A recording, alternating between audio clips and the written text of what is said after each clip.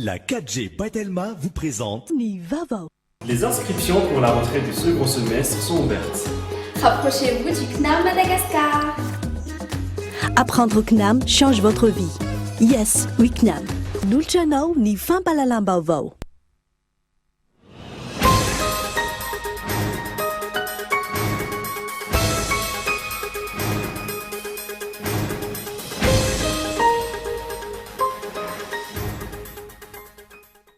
Androany tokanan'ny filohan'ny Republika tao Tanambao-Very Tomasina ny topo famokarana herinaratra mandeha amin'ny herin'ny masoandro. Androany ihany koa nandraisana ireo fitaovana sy varitsinjo teny amin'ny serana tsambon'ny Tomasina. Natateraka fanadidina ny CNIDH mahakasika ny raharaha na hafatesana zandary atao Besakay Ambatondrazaka ny alarobia lasa teo. Miantoka ny fiarovana ny zon'olombelona ny fanajana ny lalàna ka ilaina ny fanarahana izany. Maresaka iraisan'ny pirenena maheriny iray tapitrisa no vita vaksiny hatreto any Frantsa. Namafisana ny fanarahamaso ny fanarahana ireo fepetra ara-pahasalamana any an-toerana. Tsy maintsy mampiseho valina test PCR négatif atao anatin'ny 27 ora na latsaka ireo izay hiditra any Frantsa. Ny antidirindreo avy hatrany.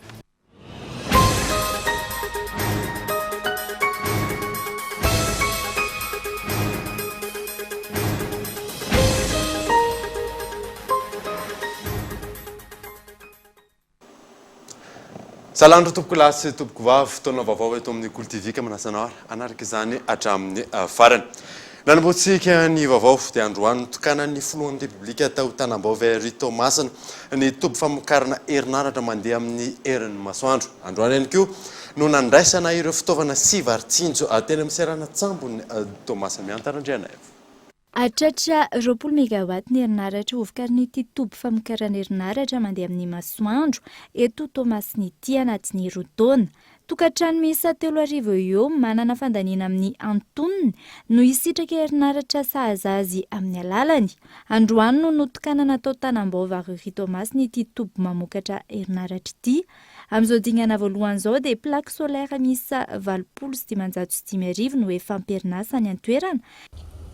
Ny zavatra tanjona petratsika dia ny hoe tsy maintsy mba mahatratrany amin'ny 100 isan-jato na mihoatra mba ho tratrany amin'ny 50 isan-jato any mihitsy ny olona izay misitraka sy mahazo herinaratra manerana ny nosy. Fa ny fampiasaitsika ny angovo azo avozina no tena zava-dehibe indrindra. Tonga teo amin'ny fitondrana dia nametraka ny fanambo hoe ireo angovo rehetrarehetra mihodina amin'ny solika na ny termika izany ohatra ny zavatra mbola misy eto Tomasina zao dia ny mpamatsy herinaratra rehetra dia namena fepitona hoe ao anatin'ny 2 taona dia tsy maintsy ny 50 isan-jato n'ireo angovo zay vidin'ireo dia tsy maintsy ovana daholo amin'ny angovo azo avozina. Ary anisan'izany eto Tomasina dia ao anatin'ny 2 taona ho avy farafatarana dia ny 20 megawatt tsy maintsy angovo azo avozina. An'izany dia zao voalohany indrindra manena na mampiena ireo ofan'ny faniodinana ny milina izay mampidangana na mampitrosa be loatra ho an'ny jirama hatramin'izay.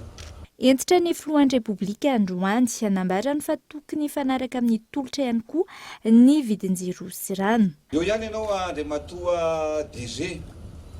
Tsika moa tsy mifampiresaka fa lasany amin'ny gazety ny gouvernement sy ny anina mifampiresaka. Fa ny jirama dia service public. Ny service public zany dia manao izay ahafapo ny vahoaka. Na io amin'ny resaka service na io amin'ny resaka vidina. Ka tsy azo ekena mihitsy hoe ny service mbola 0, ny facture miakatra 100%. Tsy mety. Ny rano tapaka, ny jiro tapatapaka, ny facture miakatra. Tsika vao avy nandalo Covid, mbola ny fidiram-bolona miditra ny olona anaty paosy mbola mieny. Dia mety miteny tsika hoe ny 40 isan-jato mieny. Fa le klasy moyenne mihitsy ane zany le fasahirana mbola ho ampiakarina. Mpiara-miasa amiko BDB misy mandoa vidina jiro 200 000 ariary mitaraina monsieur le président laza 600 000 ariary ny olona zay nandoa vidina jiro 10 000 ariary lasa mandoa vidina jiro 60 000 ariary tsy mety zany atsarao aloha ny service rehefa miakatra ny service zay tsika vao afaka mieritseritra ny ampiakarana ny vidin-jiro efa ka tsika mila mifampitsinjo zay ny mahatonga atsika tompona andraikitra rehetrarehetra manatsara ary zay ny tenany hoe zao zavatra fotodavitra asa ataontsika zao rehefa tsy tapatapaka ny jiro eto mahazo jiro ny akamaroan'ny olona mahazo rano ny akamaroan'ny olona zay vao miara mipetraka hoe mifandinika hoe ahoana ny anaovana ny vidina jiro na vidina rano amin'izay etsy ankilany tonga ao amin'ny seranatsambo ny Toamasina ny sambo voalohany tondra vary milanja 7 taona izay nafarany fitondram-panjakana aparitaka avy hatrany eny amin'ireny tsena manokana isaky ny fokontany manerana ny nosy irendy amin'ny vidiny 500 ariary ny kapoaka ity vary tsinjo ity raha ny nambarany filohan'ny repoblika hatrany. Anatanteraka fanadadiana ny CNIDH mahakasika ny raharaha nahafatesana zandara atao Besakay Ambatondrazaka ny alarobia lasa teo. Miantoka ny fiarovana ny zon'olombelona ny fanajana ny lalàna ka ilaina ny fanarahana izany. Abrahama Randriamana. Tao aorian'ny trangana hafatesana zandarina mitahiraka mahakasika ny fiarovana ny ala tao Besakay Ambatondrazaka ny alarobia lasa teo iroso amin'ny fanatanterahana ny fanadihadihana eo anivon'ny Vaomera misana ny zon'olombelona na ny CNIDH manomboka ny herinandro izao raha ny nambaran'izy ireo. Vaomera mahaleo tena misana ny zon'olombelona dia miondrika mpanajana eo anatrehan'ireo fianakavian'ireo izay namony ainy tsy maintsy isy moa zany ny komisera misana ny zon'olombelona hidina ny atoerana hijery ny zava-misy any fa na izany tsy zany miantso ny vahoakany amin'izay fanajana lalàna velon'izay ary koa indrindrindrindra ny fanajana ny rafitra mihitsy natana tohatra misy toy ny gendarmerie ny polisy ny sapandrara rehetra mikasika ny fandikan-dalàna ary indrindrindrindra ny fitsarana eto Madagasikara. Miantoka ny zon'olombelona ny fisian'ny lalàna zava-dehibe araka izany ny fanajana izany na eo amin'ny lafin'ny mahaolona na eo amin'ny lafin'ny fiarovana ny tontolo iainana. Tsy misy na inona manamarina ny fanesonana ny ain'ny olombelona. Fanampin'izay tiana mariana manokana mikasika ny zoa amin'ny ananana tontolo iainana azotsika miaina araka ny tokony ho izy. Zavatra hitantsika amin'izao hoe tena miakatra dia miakatra ambony be ny maripana izany hoe tsy misy ny orana ary anisan'ny zo fototra ihany koa ny zo anana tontolo iainana mirindra tontolo iainana zahoantsika miaina araka ny tokony ho izy. Nanamafy ny tompon'andraikitra fa voararan'ny lalàna ny fandoroana sy ny fanimbana ny ala ity farany izay isan'ny miteraka ny fahasimban'ny tontolo iainana ka mitarika amin'ny tsy fahampiany rano. Lafim-baovao hafa kosa indray dia firenena maro maneran-tany mitondra faisana amin'ny fiakaran'ny vidin'entana amin'izao fotoana izao. Isan'izany ny vidin'ny lafarinina, menaka, vary, siramamy sy ny maro hafa. Ny fiakaran'ny sara-pitaterana ny entana miainga any ivelany no anton'izany hoy ny mpandraraha Yves Richard. Nitondra fanazavana mahakasika ny antony mampiakatra ny vidin'entana eto Madagasikara amin'izao fotoana izao ny mpandraraha indrindra ny mpanafatr'entana fampiasa amin'ny fiainana andavanandro.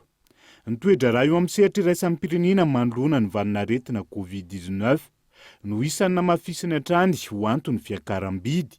Eo ihany koa ny fiakaran'ny sara-pitaterana na ny fret nanomboka ny fiafaran'ny taona 20 amby 2000. Momba ny farina ohatra isana dia plie zany Ukraine sy Sovietika la Russie zany. Russie tena manjaka amin'io dia zareo zany manao ny prix zareo asian'zareo taxe le izy dia miakatra ho azy le izy. Bon, le siramamy Brésil fa tsy ihany miakatra fa le problème saka tena tamin'ny farany ity surtout nanomboka tamin'ny décembre zany le fret tena miakatra be. Amin'ny firenena sasany doublé, amin'ny firenena sasany triplé. Exemple ihany ameko anareo nanavatra vary zay avy amin'ny Inde $900 mipayeny ny conteneur 20 pieds zao $2700. Tsy Madagasikara samy rery araka izany no mitondra faisana amin'ny fiakaran'ny vidin'entana. Firenena maro indrindra no miankin-doha amin'ireo firenendehibe amin'ny fanafarany entana no misedra olana toy izao raha ny fanazavana hatrany. Le problème any ivelany any ivelany tsy hoe Madagasikara ihany mijaly amin'ny zavatra ty fa firenena daholo na afrikana na asiatika na européenne miakatra daholo satria même hitadiavana ny conteneur vity tsy misy aiza le conteneur daholo iza tena milalao ny zavatra any ivelana any tsy fantatra fa raha ohatra jerena za tsika ny mamaky journal ihany dia sasany critique ny gouvernement hoe tsy voafeny ny gouvernement fa inona ny ataon'ny gouvernement fa ny problème any tsy apy fa any ivelana any izy malgré taloha zany 19 500 francs niakatra le dollar teo zao à peu près 18 750. tsy mora raha ny fanazavana ny fifehezana ny fiakaran'ny vidin'entana noho ny fiakaram-bidy miainga avy any ivelany. Nanamafy hatrany ankilan'ny mpandraharaha fa ampy kosa ny tahiry mahakasika ny entana fampiasa amin'ny fiainana andavanandro samihafa. Tontolon'ny fampianarana kosa indray dia 7 isanjaton'ny firenena francophone no mikantona manontolo na apahan'ny toeram-pianarana vokatry ny Covid-19 araka ny tatitra izay nataon'ny Assemblée parlementaire francophonie manoloana izany dia hitondra sosikevitra hamahana ny olana ny APF Yves Richard. Raha ny vokatry ny fanadihadiana nataon'ny APF na ny Assemblée parlementaire francophonie mahakasika ny fiantraikan'ny Covid-19 teo amin'ny sehatry ny fampianarana. Voakasika ny fanakatonana manontolona amin'ny ampahany ny toeram-pampianarana, ivitoeram-panofanana sy maro hafa ny 7 isanjaton'ny firenena francophone nandritra ny fotoana nampamaivay ny Covid-19 hatramin'izao. Tombanana 700 tapitrisa tany ho an'ny mpianatra voakasika izay. Nisongadina nandritra ny fanadihadiana ankilan'ny fanisy ny fitadiavam-baolana napetraky ny firenena tsirairay manoloana ny krizy. Nateo aza ny tsy fisian'ny politika mpanjakana mazava hivoahan'ny fampianarana anatin'izao krizy lalovan'ny firenena isan'ny tokony izao. Isan'izany firosoana tamin'ny fampianarana mpitaindavitra izay nampiasana ny karazana fitaovam-pifandraisana. Tsapa ihany ankilan'ny lesoka anatin'izay indrindra teo amin'ny fahasamihafany no enti-manana izay tsy nafahana nanome fampianarana mitovy tsara kalitao ho an'ny rehetra araka ny fanambina apetraka. Ankoatra ny varinaretina Covid-19, nivoatra anatin'ny fanadihadiana ihany koa fa tsy latsaky ny 7 tapitrisa isan-taona ny zaza tsy tafiditra an-tsekoly noho ny antony maro. 7 tapitrisa amin'izany vokatry ny krizy samihafa mitranga amin'ny firenena maro, na izany vokatry ny loza voajanahary na ny fifindramonina amin'ny endriny samihafa. Ifantoka betsaka amin'ny fanatsarana ny olan'ny fampianarana taorian'ny krizy ara-pahasalamana, indrindra ho an'ny firenena francophone araka izany ny tatitra nataon'ny APF ny 20 janoary lasa teo, izay hodinihana mandritra ny fivoriana ny 7 janoary araka ny fantatra anatin'izao fanamariana ny andro iraisan'ny pirenena ho an'ny fampianaran'izao. Isan'ny tsoakevitra ivoaka momba izay mandritra ny fivoriam-ben'ny APF ny 20 hatramin'ny 7 janoary. Tanjona ny anatsarana ny lafiny fampianarana naizanaiza ary amin'ny fotoana rehetra, amin'ny makitro ifaharany fampandrosoana ny fampianarana maniran-tany. Tahaka mahazatra tonga eto amin'ny fotoanany dokavatra isika melohany idirantsika amin'ny tapany faharoan'ny vaovao rehefa avy eo ary.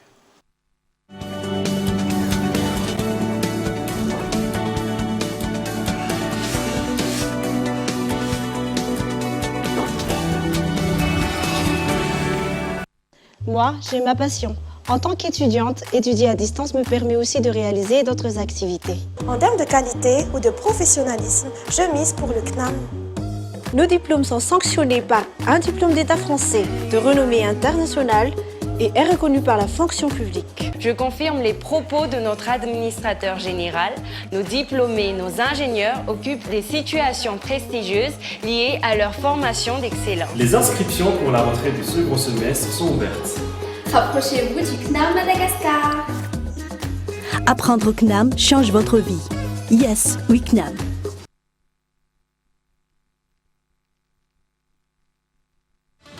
D'autres courent les 24 heures du Mans, d'autres regardent 24 heures chrono. Et ton data est utilisé à 24 heures sur 24 sur l'offre Telmanet One Week 1,5 Go à 10 000 arrières. Tape vite le dièse 322 étoile 73 dièse ou achète ton offre via Mvool et gagne un bonus data de 20%.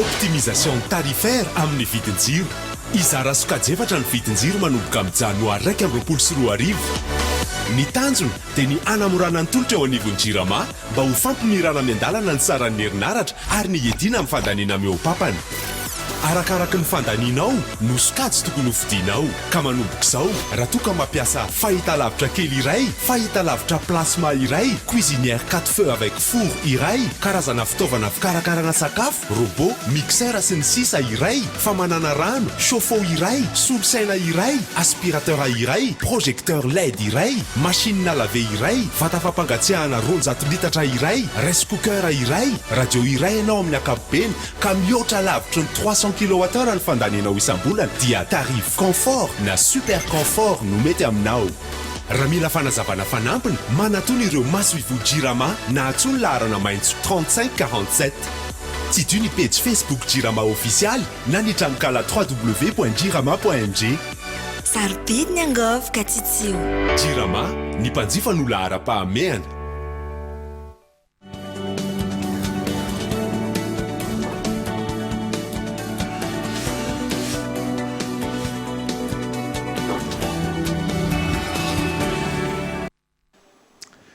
Miditra ny tapany faharoan'ny vaovao isika mandidina ny 300 hektara ny velaran-tany ao ampany faritra Menabe no ahitana ireo valala efa fohy ankehitriny raha nambarany teo anivon'ny ivitoeran'ny famongorana valala eto Madagasikara. Misy 3 hatreto ireo faritra nandrenesana fitarainana momba izany. Abraham Randriamanana.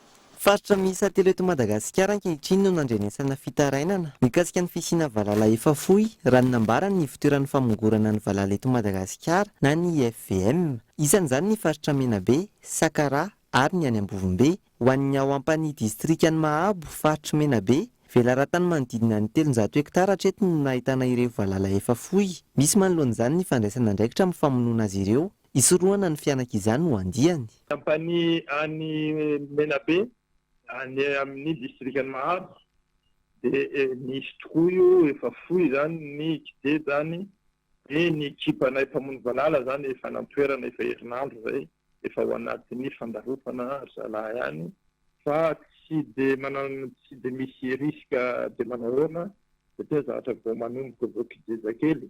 Ny velaran-tany efa validé zany eo amin'ny 300 hektara lasa kely eo. Zay 300 hektara zay efa tratra zany efa voavono ny any amin'ny 180 anoany hektara eo amin'ny 120 eo zany no mety ataony zareo hatramin'ny latsinainy dia vita ihany koa iny dia mijery ny mivoaka vaovao satria raha vao misy mety sura fa misy hafa koa mipoitra eo ka zalahy efa sur place moa iny tsisy atahorana tsony mikasika an'izao. Fotoana mampirongatra ny fisian'ny valala eto Madagasikara ny vanim-potoana isian'ny orana raha ny fanazavana. Zava-dehibe ny famonoana ireo valala mandritra ny fotoana afoeziny amin'ny alalan'ireo fitaovana isan-karazany. Mbola kijeja izy mbola tsisy atahorana fahasimbana. Rehefa lehibe manidina izy zay vao misy atahorana. Fa mbola kijeja tsisy atahorana hoe hanimba zavatra. Ireo efa vonona daholo na ny fanafody na ny fitaovana famonoam-balala na ny matériel roulant na ny olona moa efa zara taratara iny tamity raha tokony ho izy farany Desambra zao situation zao tana farany Desambra de janvier zao zany tokony fa ho anatin'ny katroko. Rehefa misy ny orana de fa mila mailo zany rehetrarehetra iny orana iny ihany ny andrasany.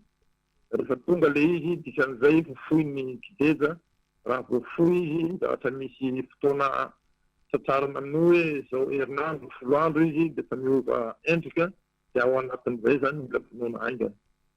Tsy aivina, isan'ireo biby manimba ny volo sy mampiena ny vokatra ho an'ireo tantsaha ny valala. Ilaina araka izany ny fahafehezana ny fianak'izy ireo. Maro ireo tantsaha ao amin'ny faritra Vakinankaratra no efa nahazo tombontsoa tamin'ny alalan'ny orinasa tsy miankina iray izay manampy ireo tantsaha amin'ny fividianana omby sy kisoa ary fitaovana toy ny sarety. Ny antsiprizy izay entin'ny Kolo TV Antsirabe.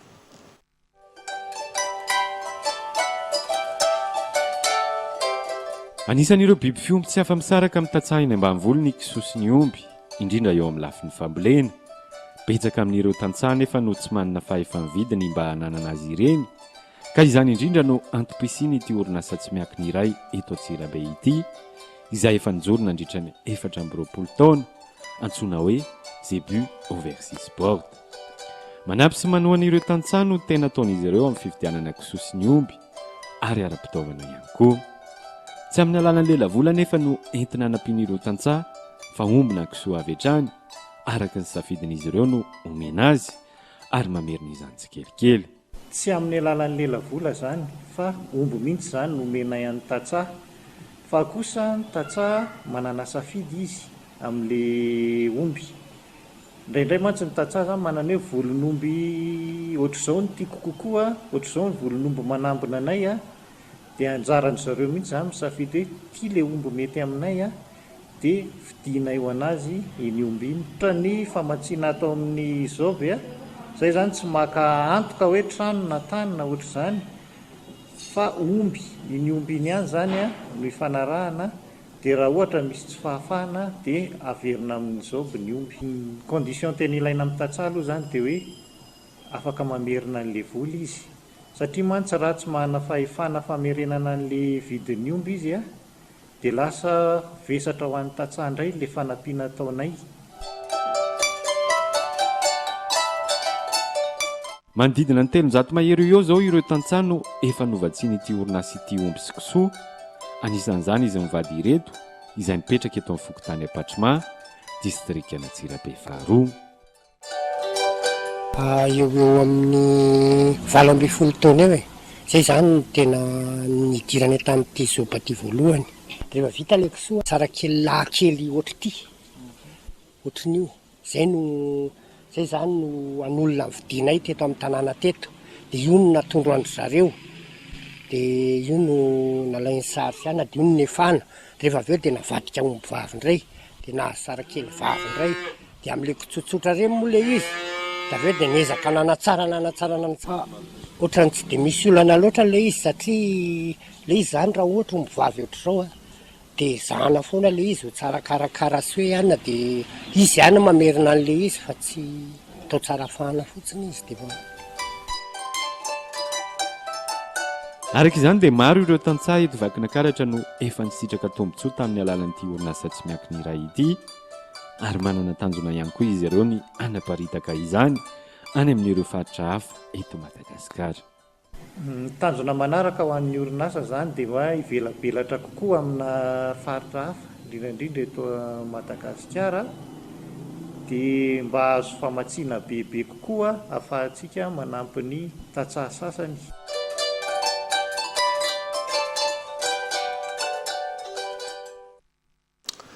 Tontolon'ny fanatanjahantena kosa indray dia nitanterahana androany lalao famaranana iadina ny tompo-dakan'ny Madagasikara teo amin'ny taranja basketball ho an'ny Skady NNA lahy sy vavy, raha nivokatra ho an'ny Skady lehilahy lavon'ny Askuta Antsinanana 7-70 no 7-70 ny JNBC Analamanga izay tompo-daka farany. Teo amin'ny Skady vehivavy kosa indray NBTOL Analamanga no tompo-daka raha niona tamin'ny SBBC Boeny tamin'ny isa 70 no 4-50.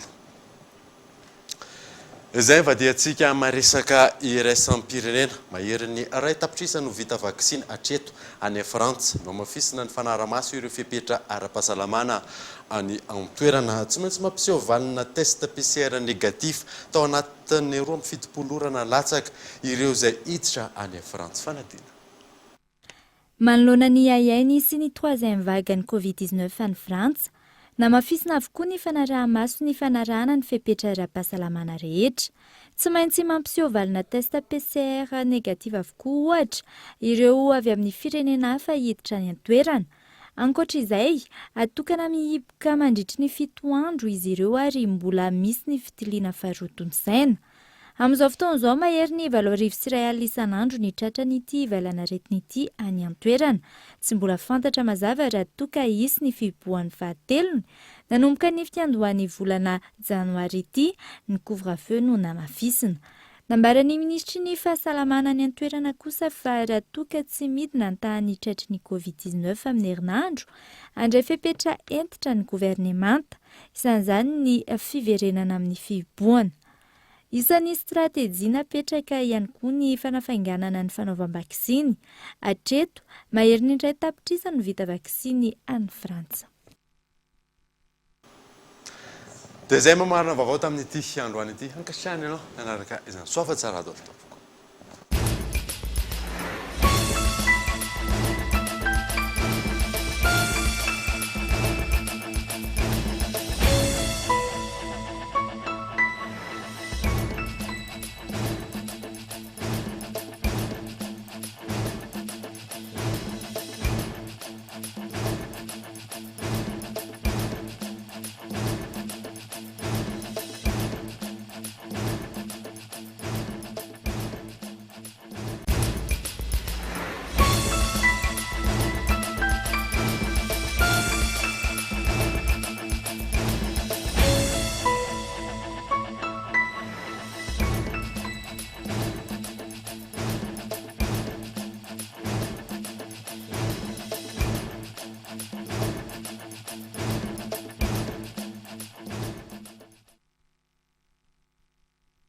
Les inscriptions pour la rentrée du second semestre sont ouvertes. Rapprochez-vous du CNAM Madagascar. Apprendre CNAM change votre vie. Yes, oui CNAM. Vous a présenté Ni Vavo.